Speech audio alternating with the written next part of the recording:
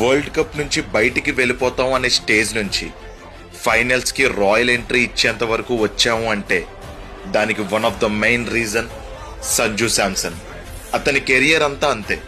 టీంలో ఎప్పుడూ permanent place లేదు. వరల్డ్ కప్ కి ముందు ప్లేయింగ్ లెవెల్ నుంచి కూడా తీసేశారు. కానీ టీంకి అవసరమైనప్పుడు ముందు నుంచి నడిపించింది అతనే. వెస్టిండీస్ తో మస్ట్ విన్ మ్యాచ్, ఇంగ్లాండ్ తో సెమీఫైనల్స్, 2 మ్యాచ్లలో ప్రాణం పెట్టి ఆడాడు. రెండిట్లోని అతనే మ్యాన్ ఆఫ్ ద మ్యాచ్. నిన్న 13th ఓవర్కి సంజు శాంసన్ స్కోర్ 89.